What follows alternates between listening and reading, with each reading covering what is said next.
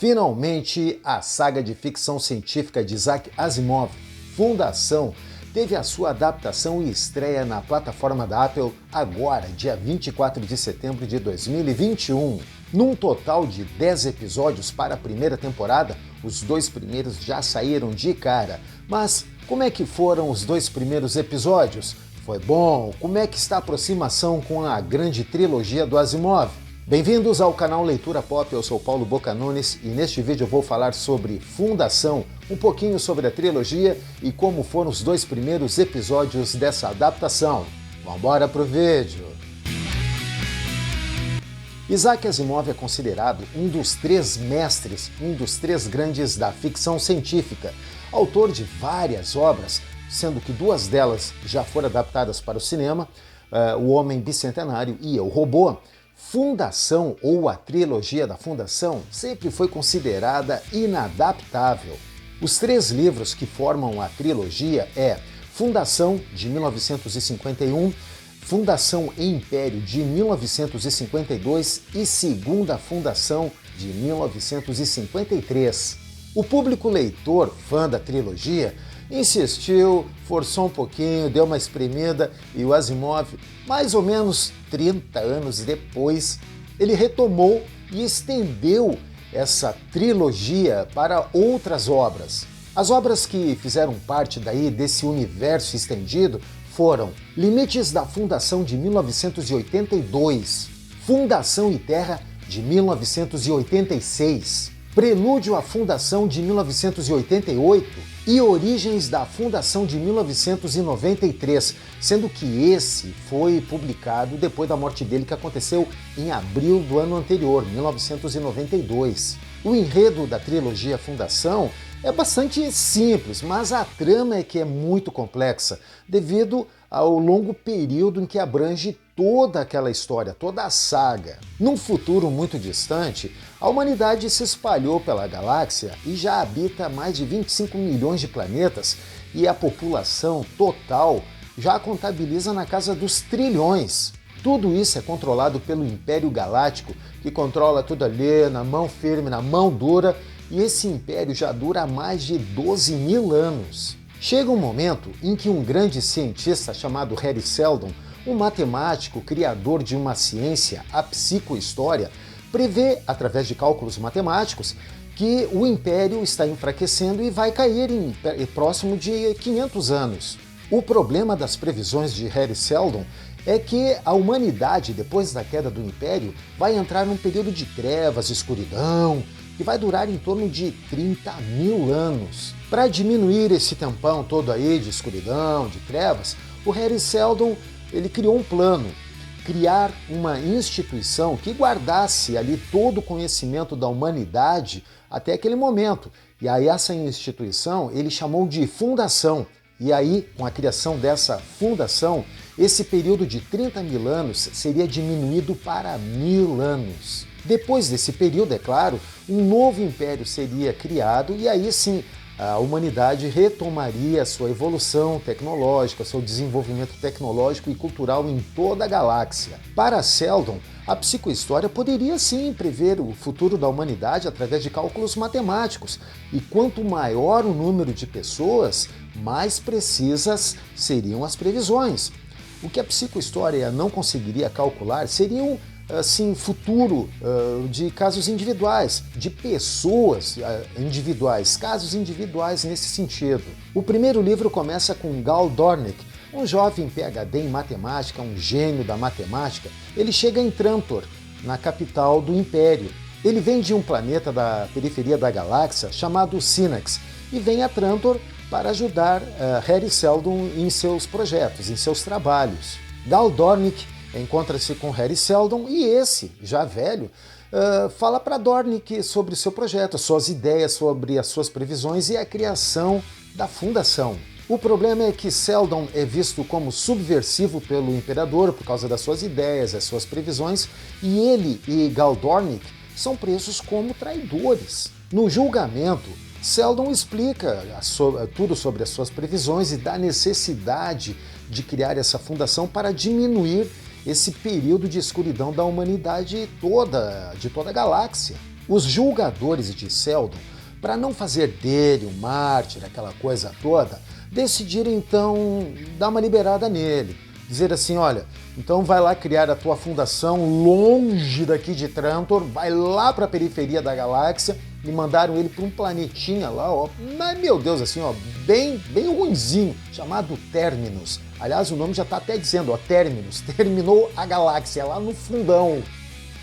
Seldon então afirma aquelas ideias dele, criar a fundação e o que ele chamaria então de Enciclopédia Galáxia. E já que o Império deu uma liberada, então vai lá para Terminus mesmo desenvolver toda essa ideia dele, esse projeto dele.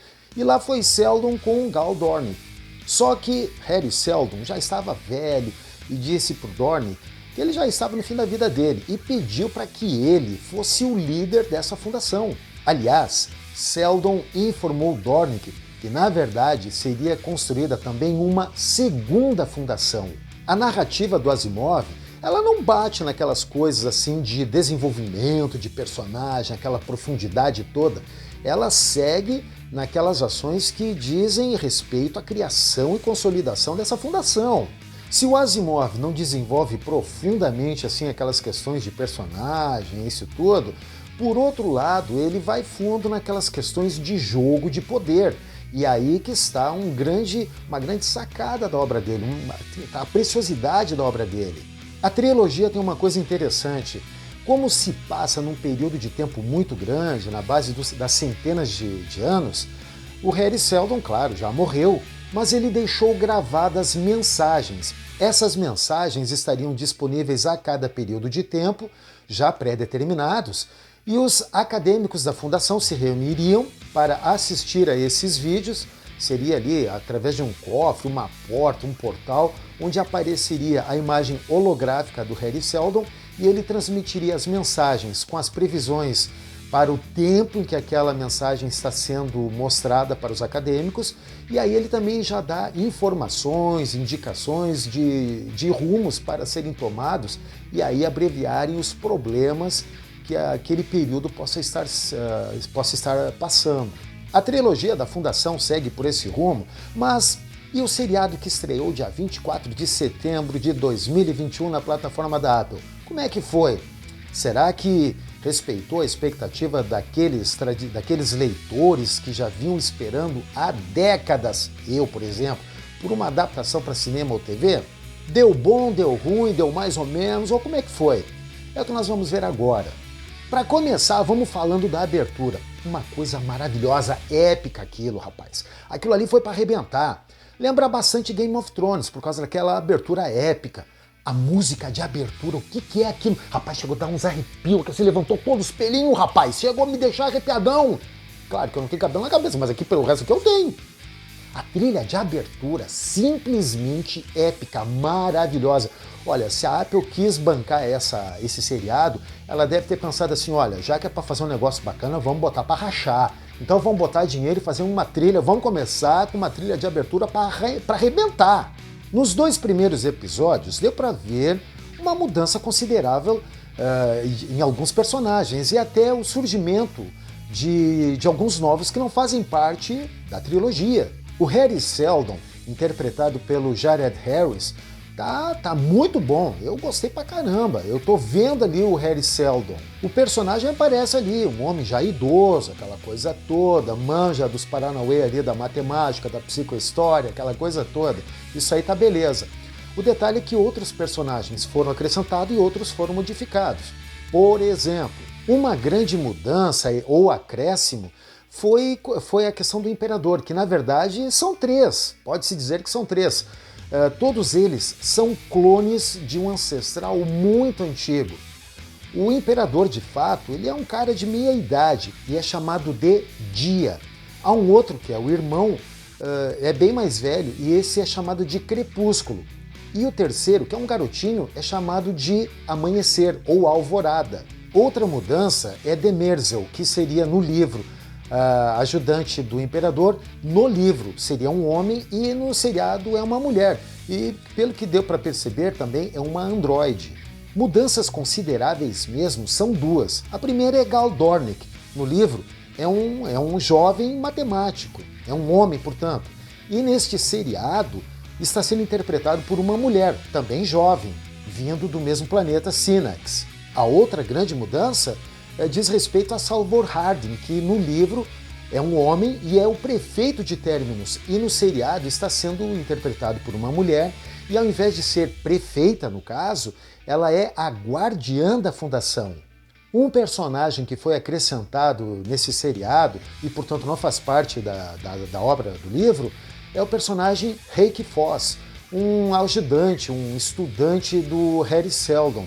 E ele ganhou muito destaque nesses 2 primeiros episódios, tendo até mesmo um envolvimento com Gal Dornick, o que deu para se perceber desses 2 primeiros episódios. Primeiro, fotografia muito boa, excelente. Efeitos especiais, meu Deus, impressionam. O que é aquela estação que recebe as naves espaciais que chegam a Trantor? O que é aquilo, rapaz? Aquilo ali é grandioso demais. Aquilo ali é fantástico. A questão dos atores. Eu não vejo grandes problemas na questão da interpretação dos atores. Eu estou vendo uma participação muito boa de cada um deles. Com relação aos personagens, eu achei uma boa sacada essa mudança de gênero, por exemplo.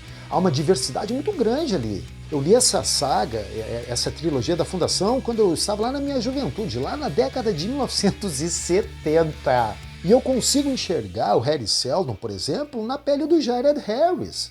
Gal Dornick, no livro era um homem e aqui está sendo uma mulher. Eu não estou sentindo falta daquele personagem homem lá no livro. Está ficando muito interessante a participação da atriz com esse personagem. A Lou Lobel, que está fazendo a personagem, ela está muito bem. Eu estou vendo ela muito bem. Ela consegue dar uma verdade para esse personagem que não faz eu sentir uma saudade ou uma falta daquele lá do livro, na forma de um homem. A Leah Hardin, que faz o Salvor Hardin, por enquanto foi uma surpresa, está sendo uma grande surpresa, porque como se sabe, né, no livro era para ser um homem prefeito de Terminus e é uma mulher agora guardiã da fundação e também em Terminus. Até agora está sendo uma surpresa, não houve uma profundidade, um aprofundamento, um desenvolvimento. A participação não foi muito grande nos 2 primeiros episódios, mas está sendo uma grande surpresa. Até porque a adaptação não é cópia do livro. A adaptação de um livro para o cinema, de um romance para o cinema, não é pegar o livro e fazer daquilo ali um roteiro de cinema, porque não dá certo, não tem como dar certo. E por enquanto eu estou vendo de forma muito interessante o que está acontecendo com este seriado, mesmo apenas nos 2 primeiros episódios. Um destaque que eu dou é para o personagem Imperador Dia, interpretado pelo Lee Pace. Esse está prometendo ser um personagem muito bom, está prometendo muita coisa boa por ali. Para mim, ele foi um ponto muito, mas muito positivo. O roteiro, na minha opinião, está bem costurado, por enquanto, eu estou percebendo isso. Vai ter gente aí que vai criticar pra caraca, vai dizer que não, tem um monte de furo, que não sei mais o que a obra do Isaac Asimov foi modificada demais, que ainda não conseguiram fazer uma adaptação que respeite toda a grandiosidade, toda a grandeza da obra do Isaac Asimov, coisa e tal. Tem gente que vai falar isso aí com certeza. Mas essas mudanças que foram feitas e com esse roteiro que deu para se ver nesses 2 primeiros episódios, eu tô vendo um futuro muito bom desse seriado, dessa série. E até tem mais. Não vão conseguir fazer em 10 episódios contar essa trilogia. Não vão conseguir.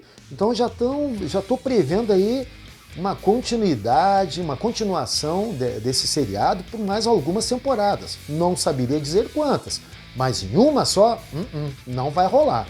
Alguns destaques eu coloco ainda nesses 2 primeiros episódios. Uma delas é a questão do Harry Seldon. Ele enfrentou o Imperador, o Imperador Dia, que é o que manda mesmo. O Harry Seldon disse: pare com esse negócio de clonagem, isso aí tem que parar, porque isso aí não tem futuro nenhum, eu sou a favor da diversidade. Então o Harry Seldon já se posicionou ali, já tem um discurso aí bem forte por trás, e esse Imperador, o Dia, ele está se mostrando como o grande vilão de todo o seriado. A outra coisa é a questão religiosa, que está presente sim no livro, mas aqui no seriado aparece muito forte pelo lado do personagem Gal Dornick.